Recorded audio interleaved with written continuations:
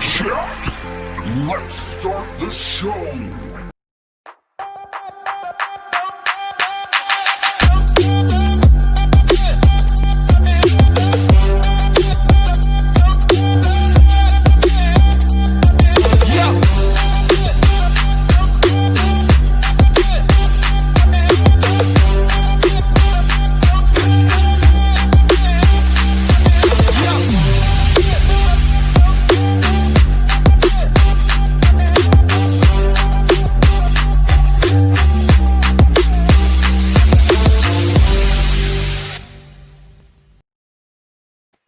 Hello. Good evening, everyone, or good morning, right? If you're in Australia, That's right? That's right. That's my guest for this evening/morning. Hello, welcome to another episode of the Happy Hour Show with Lindsey Vertner. My name is Lindsey Vertner, and I am a peak potential strategist and transformational speaker. I teach millennial moms and startup entrepreneurs how to master their mindset and balance their lives through self-care, self-worth, and self-discipline. And I'm super excited that you are joining me tonight because I have an awesome Aussie friend, Miss Sonia Clark. And let me tell you about her because she is phenomenal. She is a qualified trainer assessor of business who trained over 3,000 entrepreneurs and staff and has built 6- and 7-figure products. Sonia Clark now brings together 29 years of training with the best elements for live, virtual, and on-demand learning for entrepreneurial prosperity with her uniquely exclusive mini MBA program. Having built a $15 million product in only 10 months, she's coached entrepreneur startups and scale-ups and headhunted for various business ventures. She is just amazing, and I love talking with her. I have been a part of some of her international summits, and she just has a phenomenal gift for bringing people together and bringing together awesome minds and amazing people. So I'm super excited to introduce you to my guest, Miss Sonia Clark. Welcome. Hi, thank you for having me here. It's so lovely to be on your show. I'm absolutely thrilled to be on your show, and all the way from across the valley or the seas there. The pond or whatever we have to cross to get to Australia. I have not been there yet. So the ocean. Well, okay, tit for tat there. I haven't been to America either. My kids have and I haven't. I mean, you put your life on hold for kids. They go off and have fun and you go, hold on, what about me? No, that is actually perfect. So you just said you put your life on hold for kids. And I feel like this is about to be an evening for the mamas out there because I know you have children and I have children and we have had discussions about children before. Yeah, we have. But how have you managed to run your business while being a mom? I'm fortunate at the moment because they're older. I finally got my youngest son through to the age of 18 and we were all quite sane, and he finished school last year. So, hi, Renette. Sorry, I haven't got my glasses on. But look, you know, my family's been very, very supportive. They've come a long way because they weren't so much a long time ago, but they've become very supportive. And each of the kids are very supportive of us, as well as us as parents to them. And they've pulled together really, really well. And I'm very fortunate. You know, my husband and I, we've survived, and we support each other greatly. So we play turns. We've had to. My youngest is on the spectrum, so we've had to play tag and know how to work as a team together, and so that sort of has carried on through. And I've had many businesses over time, and I've done lots and lots of additional things. So they've learned that this is life, and that it's I love working. So they realize that actually is my piece of chocolate, and I'm not going to be, it really is, I'm a bit cray-cray, as my daughter told me. It's not like, going to be that typical stereotypical mother sort of thing. Mhm. But on the same token, we're a very close-knit family, and we just have relationships with them in different ways as they grow up. So, and they've come to realize and respect that there's actually a lot of benefits to the fact that we've all worked as well as being a family, and that with my business and how I'm very passionate on helping a lot of people and bringing people together and creating a lot of collaborations and a lot of things for the future, and to help people and individuals and organizations and communities.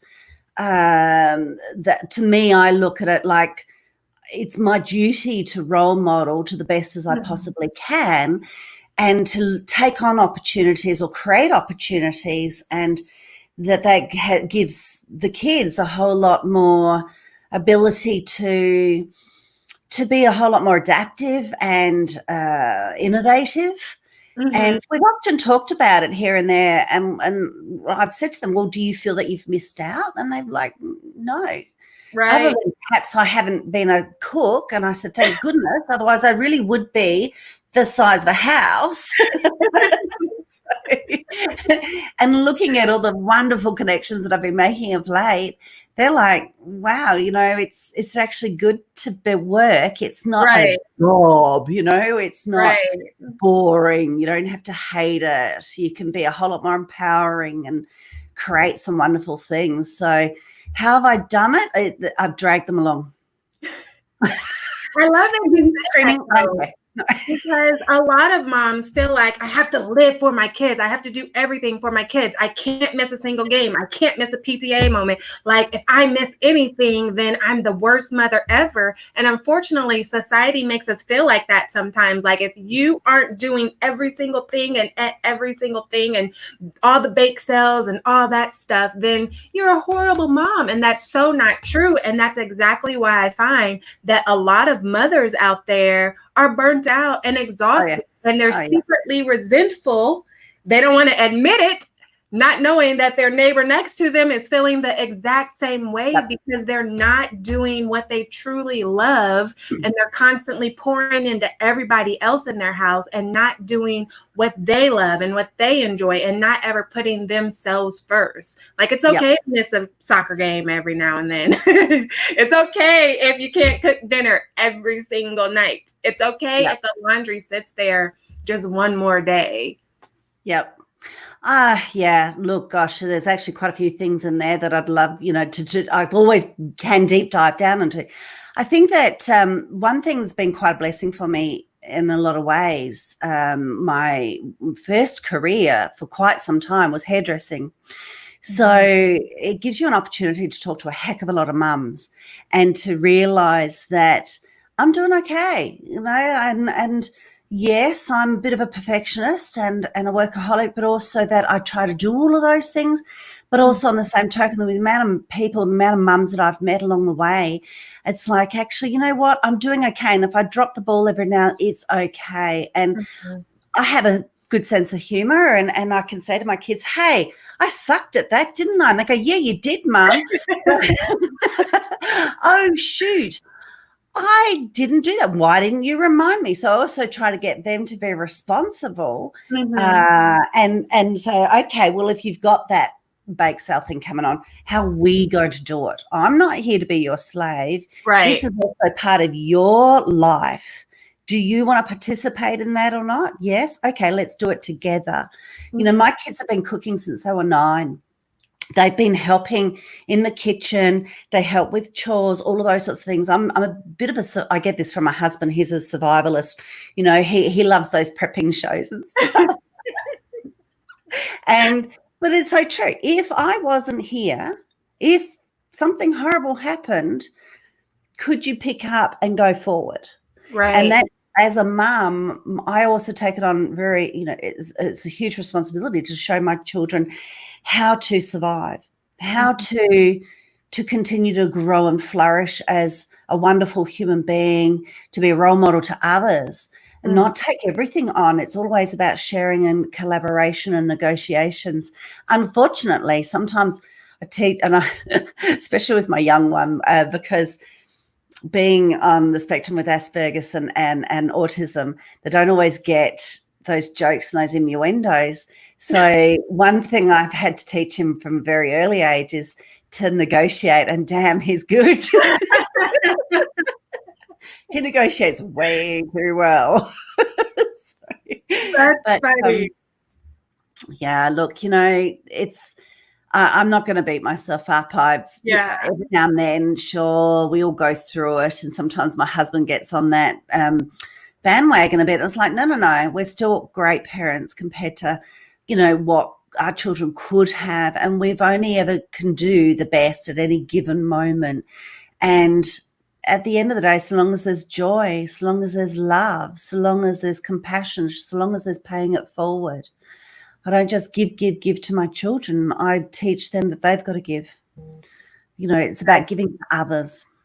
Yes, I love that about the community, not only within the house, but as a whole, just being able to give to one another, doing for yourself. Because that's another thing that I hate when I see it. It's like, oh, woman, let me help you. Where they're like doing every single thing, apart from not missing anything, but doing every single thing for your child. It's like, what are you going to do? Like you said, if something were to unfortunately happen to you, like how is your child going to survive then? Like your job as a parent is to teach your child how to survive as an adult without you. Well, I actually start all the way from when they're in nappies. If ever, I always had water down low, so if ever anything happened, I didn't want my children to ever be one of those cases that they were just left, and they couldn't eat or drink or whatever. I must be a real survivalist. So always there was water, always there was food, there was always, and then I'd be saying, well, what can you do with this? And how, it's about helping yourself and then helping others.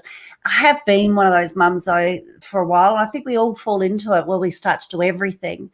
And I think also life serves you lots of things, and whether you look at it as victim or victor, but blessings and silver linings there. My husband hasn't always been able to have work in the building industry, so there's been times where he's had to be Mr. Mum and I've had to do the business, especially when I had the business.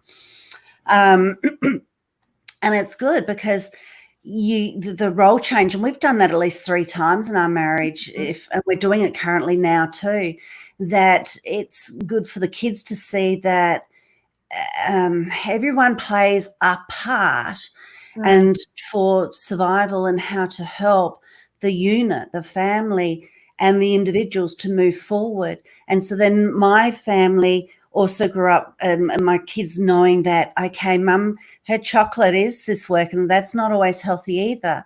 And that, so they've, for many years now, have been my accountability buddies and saying, no, Mum, no, you're not working right now. Right now, you're spending time with us. Or they'll see me glaze out. My daughter was really good at it. She'll go, no, Mum, come on, right here, right now. No work. Now is hear me.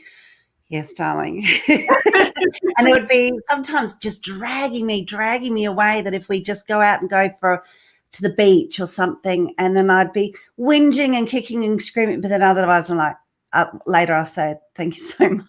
Yes. As much as I have to sometimes help you when you kick and scream, you're going to have to help me. And it's about loving and caring for each other, no matter what age. And I'm very proud of my children and my husband. And he is being that unit. There's a theme here. If you guys haven't caught that, there is a theme. So if you are just tuning in, I am here with the amazing Sonia Clark. Make sure you share this out. Make sure you comment, love, like it. We are talking all together. It's not just us two. It's us two plus you. So comment below, post your questions below, share this out. You never know who needs to hear what we are discussing tonight on the Happy Hour Show. So tune in. And make sure you grab your drink, because I feel like right now is a great time to find out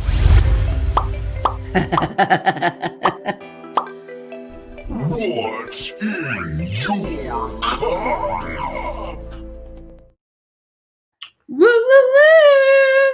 This is a part of the show where we find out on the happy hour what Miss Sonia Clark is drinking in her cup.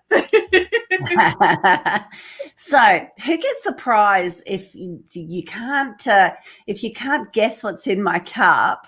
Does that mean that I get the prize? I never did it that way before. All right. Okay, so my cup is there you go. There's my husband. Oh. There's me. There's my kids when they were little. Oh. And there's them. And this was 2017. Can you tell? Oh gosh, doing this back to front's hard. That's my eldest. He's 6'2", 6'1". Nice and tall. This is my youngest. He was 17 there, and he was just taller than his brother.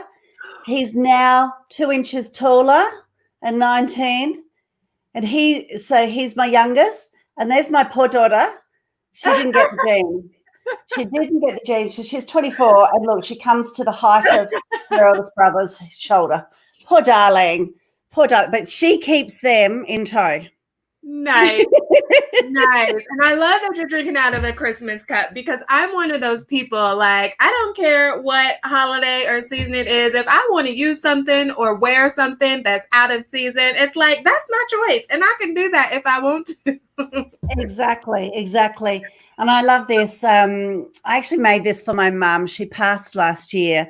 Oh. And so I'd forgotten that I had done it for her in 2017. And it's like, and I thought, well, with drinking this with and sharing it with you for today, this is a bit of sharing my love with you all, the love of my mum and my family. And, and isn't it funny? Yeah, it's all family today. And I'm thinking Christmas, even though I don't want it really to come across that fast. But in one way I do, because I am fed up with this lockdown. Hopefully it better be off by then. We still are in lockdown where we are. We kind of, maybe sort of might go back. Who knows what's going on in America, honey? Like, I don't know. But what is it? What is in it? Okay, so if I give you a hint. Okay, so there's a bit of a Christmas taste in there. Eggnog. And I'm a chocoholic. Sorry, what did you say? I said eggnog. No. Not chocolate. No, and I'm a chocoholic. I'm trying to cut down my calories. And what's another little hint I could give you? And it's warm. Hot chocolate. No. Oh. Cut down my calories. You'll never guess it, I reckon. I probably won't because I'm not a fan of chocolate. So that is my good guess right there. I just knew I had it that time. Do you want me to tell you? Uh-huh. It's chocolate tea. Chocolate tea. Tea with no milk and a little bit of honey, but it's also got chai flavor in it. So it's chocolate chai tea. Oh, interesting. Yes, very interesting. And I get it in the leaves. Uh-huh. So it's got all sorts of different types of yummy things in there. And then I place it in my cup. Yeah. And it just sits there and does its little brew. And sometimes I add to it. So it's, it's got the benefits of tea with the antioxidants, and it's got the extra things in it for the chai flavor, which is still really good for your immune system. And it's got the cocoa nibs in there too, so you get that little bit of chocolate with it. So I have it black, I don't have milk, and a little bit of honey. It's healthy and yummy. Nice. I would try it if I like chocolate, but I'm gonna have to talk to you after this because I need to know if this is like a regular, you can pick it up anywhere type of thing, or if this is an Australian thing, because I've been trying to think of unique gifts for one of my coaching groups. I've got some VIP clients and I want to get them some like a little gift package, but I want it to be like full of unique stuff. And I feel like if that's not an American thing, I might have to like pay you to send me some of those. Yeah. Figure that I out. would have thought these days with a lot of the different types of flavored teas, I would have thought that you could find it. And it's not a full-on chocolate flavor, but I got it from a chocolate factory. Hello. Mhm. It was a little bit like this particular chocolate factory is a little bit like Willy Wonka's, and you get all sorts of things. So you can get, and because I love chocolate. So I've even got hand cream that smells like chocolate, and you can have bath salts, and of course you get the scrub, which is seriously awesome for your skin. So that's the nibs and the husks, and so you can get all different flavors in the chocolate tea. So peppermint, jasmine, all sorts of things like that, as well as the coffee. And oh gosh, you name it, they've got it. All different types of dried fruits, so edible stuff and yummy chocolate. This chocolate from this chocolate factory is really good. Nice. And it is beautiful packaging. So if you can't find anything over there, let me know. Yarra Valley is Yarra Valley Ice Creamery and Chocolate Factory, it's called. Nice. Yes, you're gonna have to message that to me later, because I might walk past it every day. I don't know, because I'm not looking for it, right? So you don't normally find fancy sorts of teas in a normal supermarket. You've actually got to go to a tea shop, a fancy tea shop. Yeah, that makes sense. But I particularly like this one because it's a different and unique flavor compared to other tea shops I've been to. Nice. Well, all I'm sipping on is some simple pineapple strawberry Moscato today. Nice. Pineapple and strawberry. Yes. Yeah, we see, I can't do that. It's morning over here. I can't I'm wiped out. That's it. Normally I like bubbles. No. Wonderful. So I want to talk a little bit more about this leadership business strategist. Yeah, that is a mouthful. Tell us, what is that exactly? What do you do? Yeah. How do you help people? Why is it important? Okay, all right. So EntreLeadership is entrepreneurship and leadership combined.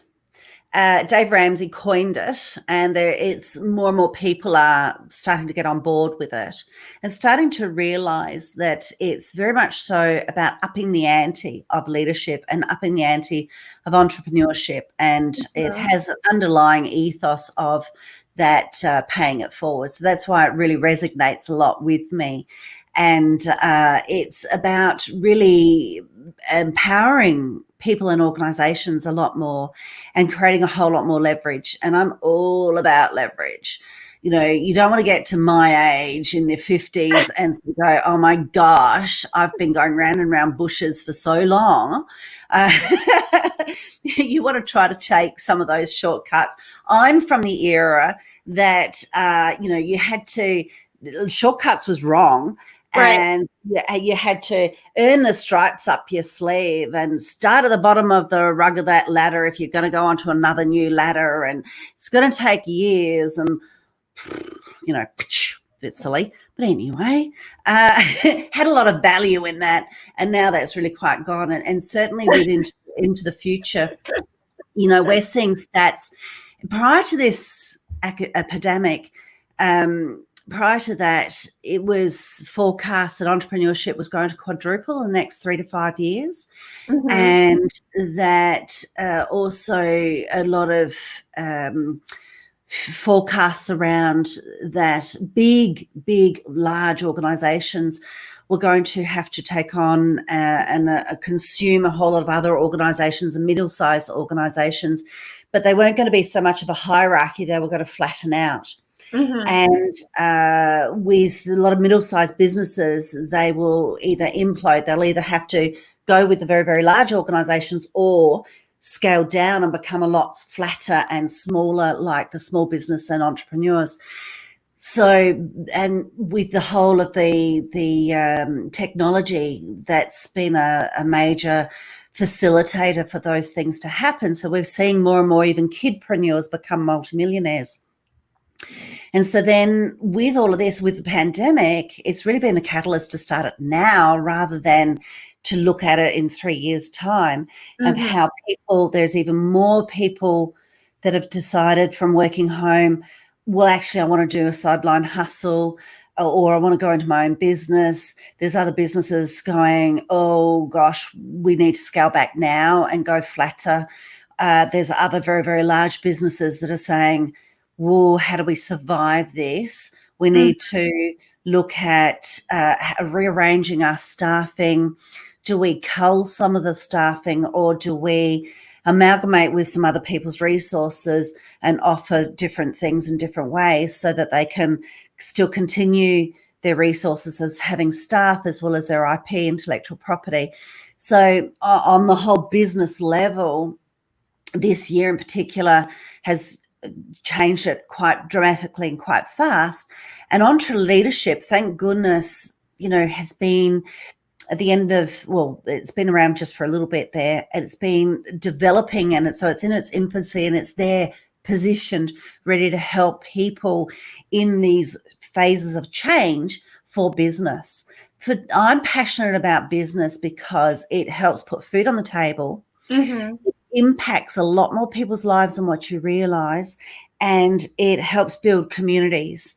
So small businesses and entrepreneurs, they help build our microeconomies, and large businesses help build our macroeconomies. But our macroeconomies cannot be sustained unless we have microeconomies. So, it's a natural progression at the moment. There's a lot more people getting into entrepreneurship, and we're seeing a lot of the younger ones come through and do that. Our Z generation is big time pushing that through. So it's only a nadir, with the way these things are going. Let's help leverage it a whole lot more. Don't waste time like us older ones have done with trying to figure things out or do things in a traditional way. And traditional is not there so much anymore. So let's look at how this leadership can be a whole lot more of a 360 rather than a hierarchy. How can it be more like an upside down model, and how it can gravitate business? So I'm not too sure if your listeners know what I'm talking about as far as the hierarchy, the flat, and then the upside down. Do you want me to explain that a little bit? Sure. Okay. Can you tell I love talking about business? Yes, this is a jam. Let us know. Let us know. If you're watching right now, post your questions for Miss Sonia below. Comment, love, share. We love talking with you. Lovely. Yeah, I do. Throw me some hairy questions. I love hairy questions. I love getting my brain into things and helping you out. And if I really can't, and I love a challenge, I'm a challenge junkie. If I can't, then I'll go off and find it and come back to you. So, all right, I'm putting it out there to you. Throw me a challenge, please. I told you I'm cray-cray. Yeah. But we love her. We love her. So, yeah, traditional business was built around it being a bit of a hierarchy. There's the boss at the top, and then there's these managers, and it all goes down there, down to here, where the people are working on the staff with the customers under here. And it's all very much so based upon do as you're told, and you just do it. And, and it's this whole a dictatorial way of going, and it flows down. The thing is, it's the people, it's the staff and the frontline managers who know what the customer wants. So, but because of the way that this was, it used to be that you create a product, you take it to market, and you flog it to death. And you tell customers what they do and don't want. And then you try to manipulate them into what they think they do and don't want. And with some of those terrible marketing schemes and marketings that have gone on, and subliminal messages and all those terrible things. then the thing is with small business is because that was always there and always will be, because that's very much around commodities and supply and demand 101 straight there. That's called flat. So you've either got the boss that's dealing with the customers, or the boss that might have someone else that then deals with customers. So that's just called flat management. The closer you are to the customer or the client, the more you'll know how to do your business, how to change things, how to alter things, how to forecast. And forecasting is very, very important.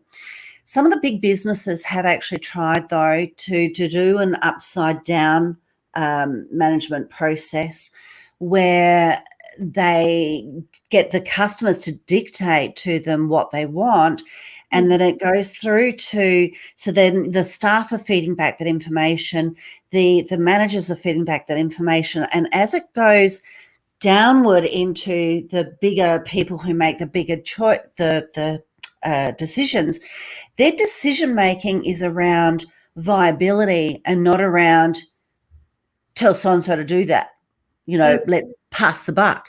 They're not passing the buck. They're looking at the viability of it as far as what they need to do and alter with staffing. Do they get on more staff? Do they make better machinery? Do they do this? Do they do that, to be able to help those who are closer to it to make that happen? And ultimately, as it flows down to the boss just goes, yes, I'll sign the check, there you go, sort of thing. I'm going to have trust and faith in you that you're all doing the right thing because my head's on the chopping block. And so they have a different type of level of ownership in it. And it's actually proven, even with really, really large organisations like Smith's Crisps, that it worked extremely well. That there's a lot of businesses, unfortunately, that are not designed to cope with that. And unfortunately, even small businesses and some entrepreneurs, if you're a really, really good entrepreneur, you'll listen to what your customers and clients want. You reverse engineer backward. You listen to what they want. You listen to other people and you change. And if you can't, then all you've done is created a job.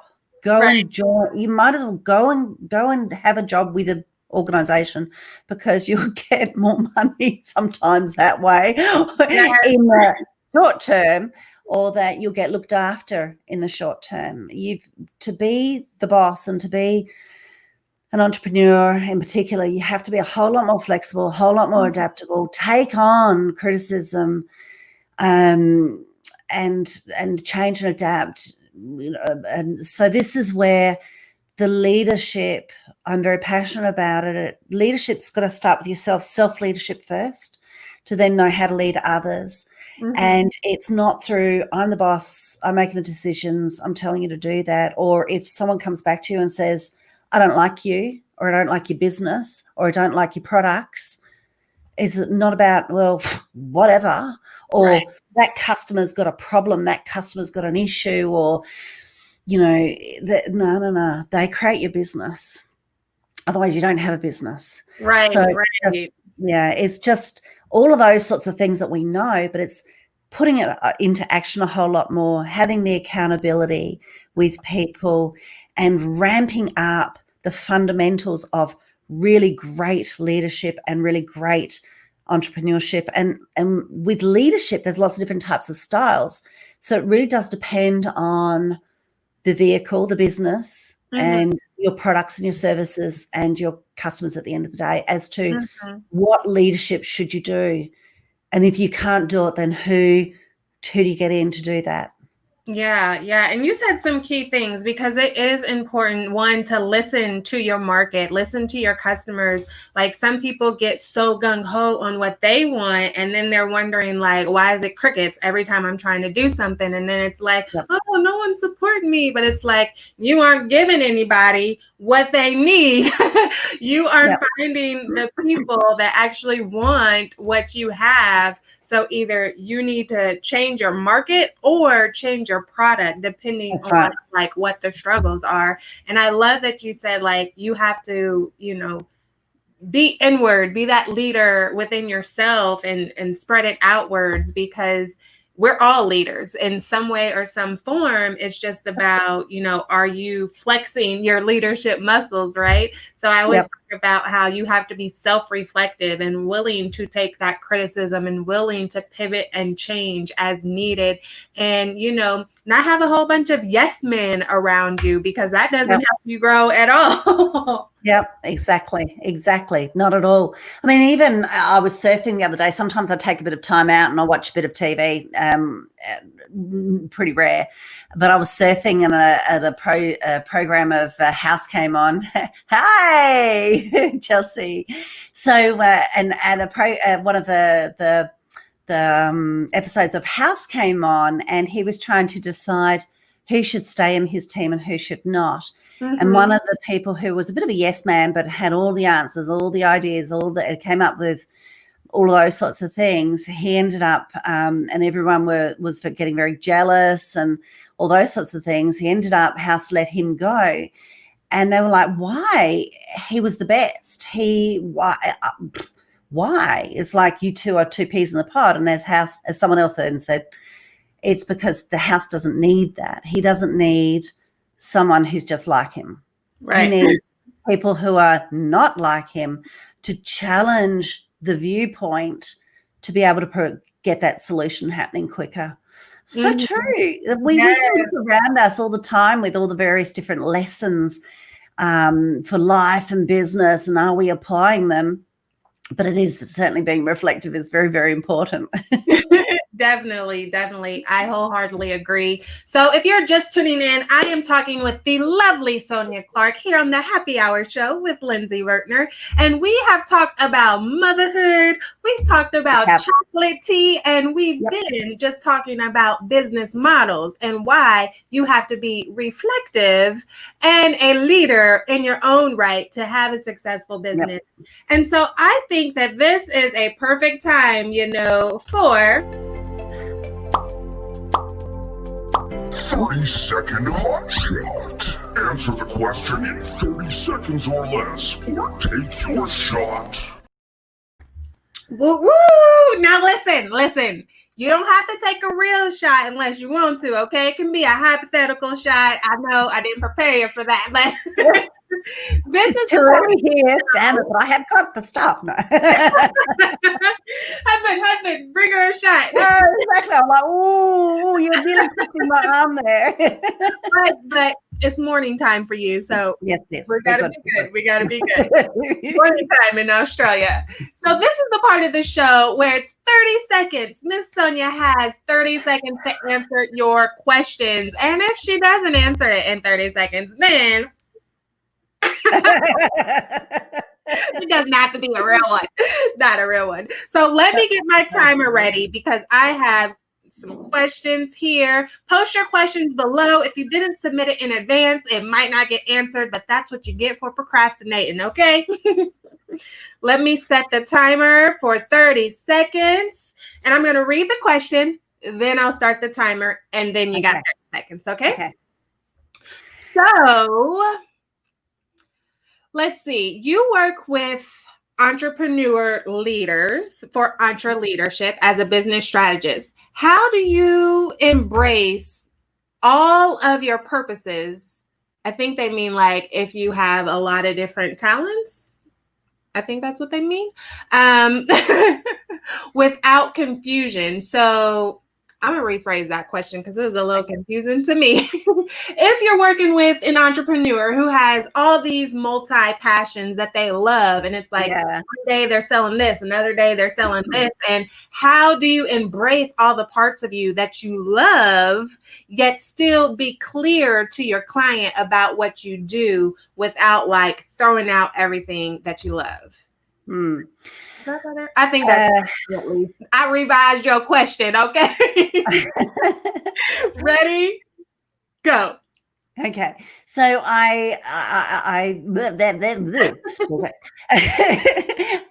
am very much so around project management and reverse engineering. So I look at what is the greater purpose as far as I'll if that's the case, and this is very much who I am as a person, so then I break it into chunks of years, and I will really come out into what's called eagle view and say, well, what's the greatest thing that you want to achieve in this year, and this year, and overall. Did I do it? Have I got to finish it in 30 seconds? Don't tell me I've got to finish it in 30 seconds. Eagle view, break it up, chunk it out into goals, and then reverse engineers into smaller goals and achieve it. And I'll help you there. Okay. Right. Take that. I can't do it in 30 seconds. So this question, I think, will be a lot better. So I love this one. Chelsea Sanders says, what's some advice you'd give to yourself 10 years ago? To me or to others? To myself? Blimey. I think to the 10 years ago you. Like, what advice would you give yourself 10 years ago? All right. Okay. Advice that I would give myself. Are you timing me? Ready. Right. Go. The advice I would give myself is hang on tight, Sonia. You're in for a huge ride, but that's okay. You love it.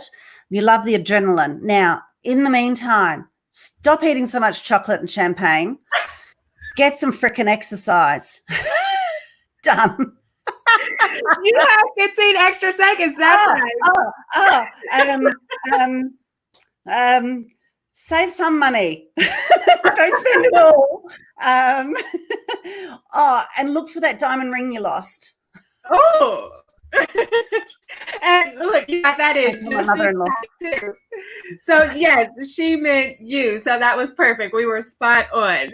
Okay, Right. so we've got another question. Last one. So this question is, when you are balancing motherhood and being a business owner, how do you identify what is really important in life? Ready? Go. Okay, well, how do I identify what's important in life, you asked? Life to me is a collaborate, or it's just a collage of it all to me. So how do I balance it all? I chunk it down into what I can do in what hours. I project manage my life. I project manage my kids. I project manage my husband. I set them tasks. It's just one big team, and my life is just coordinating the team.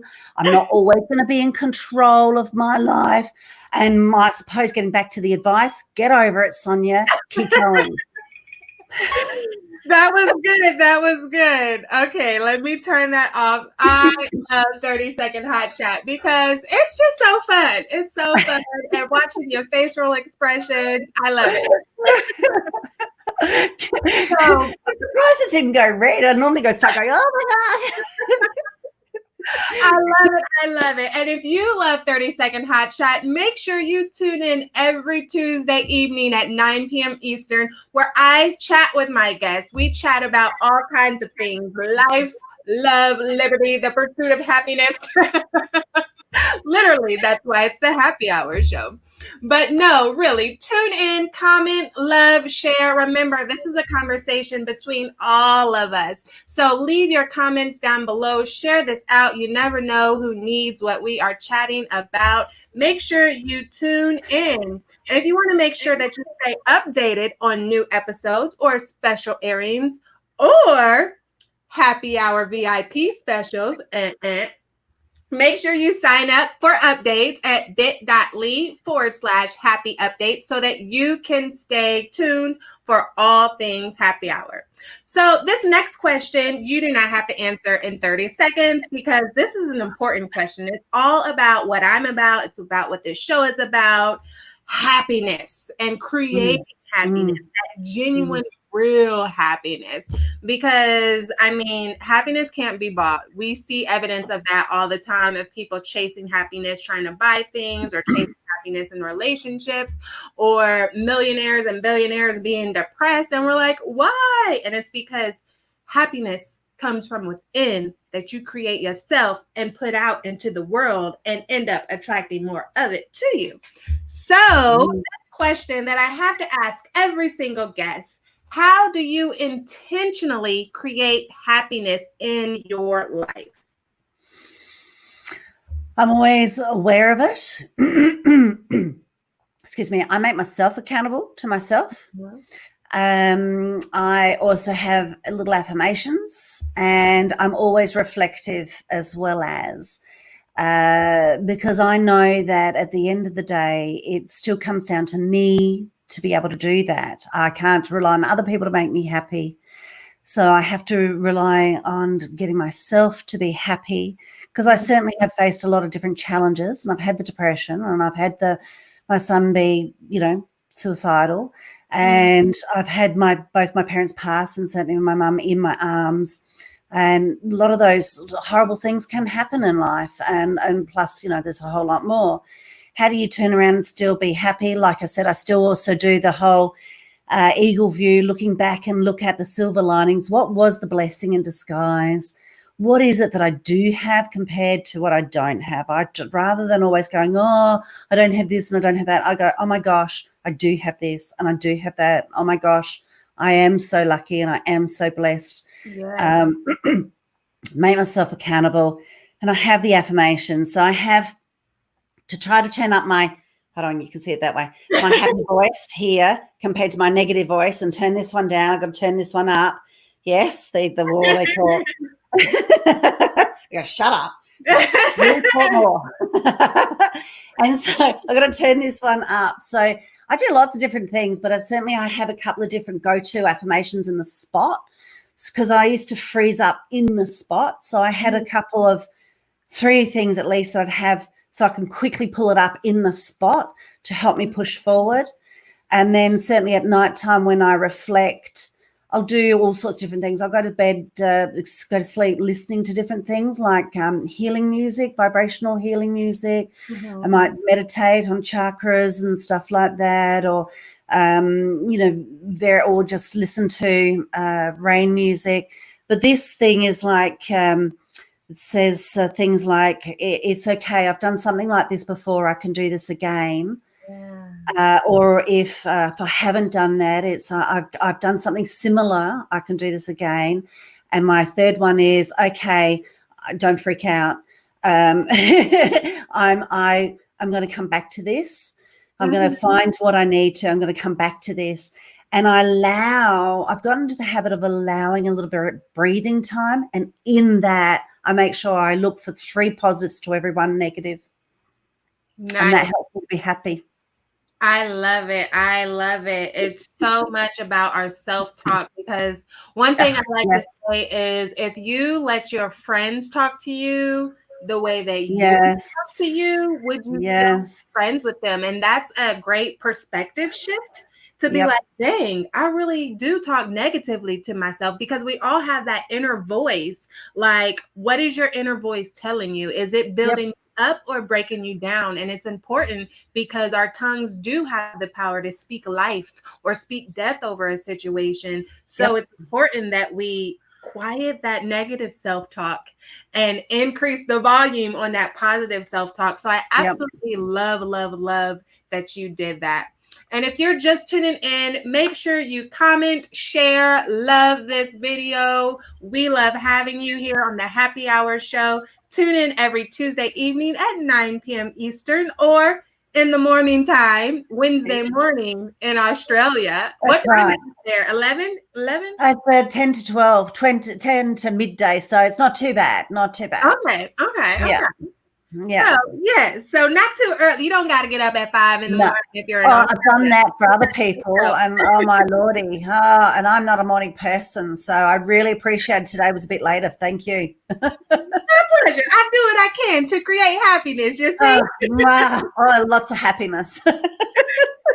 So Tuesday nights in the US and Wednesday mornings in Australia and in Nigeria. So I love all my international friends. I'm always keeping you guys in mind as well when I'm trying to time things out. And I just love what we have going here. So make sure you tune in. Make sure you sign up for updates at bit.ly/happy updates.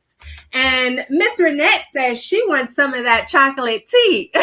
Come on over.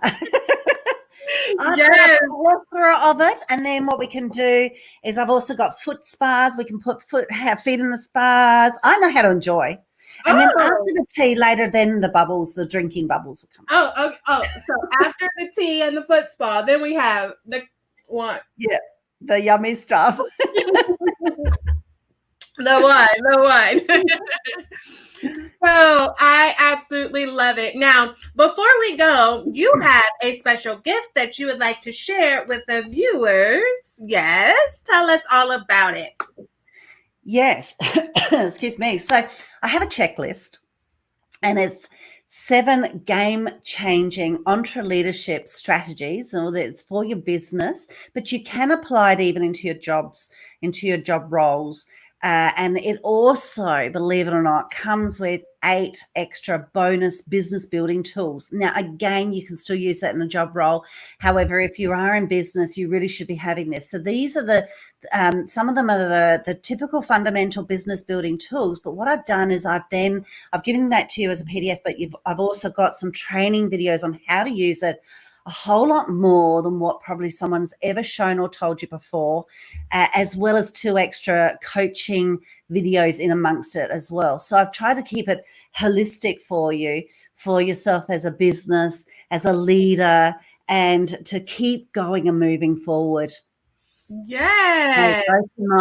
As you can see there on the screen, www.soniaclark.com/Lindsey Vertner, or Lindsey-Vertner. Yes. And it's Sonia with an I, Clark without the E. And you should know how to spell Lindsey Vertner by now. Yes, it's everywhere. It's everywhere. That is an awesome bonus prize. Thank you for sharing with us. Happy hour. Valued at a minimum of $263. Look, I probably could have slapped more on it, but look, it will completely pay back. You know, giving the time and effort that you'll put in it, you'll get back fourfold. And we appreciate it. We are grateful for everything. So yes, we appreciate it. Make sure you go to soniaclark.com/Lindsey-Vertner so that you can get your 7 game-changing leadership strategies checklist plus 8 bonus business building tools. That was a mouthful, but you did well. Well done. Yes. Yeah. Knocking out my alliteration these days. So whether you're an entrepreneur or you work in the corporate world, make sure you download it. Miss Sonia said it is good for everyone. So thank you again. What a wonderful guest that I had this evening. It was wonderful chatting with you, Sonia. And make sure that you take a picture of that.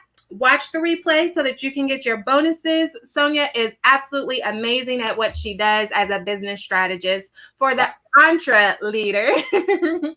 And make sure you get jiggy with it. We've got to get bigger, better, and beautifuler. That's what yes. See, all this alliteration this evening.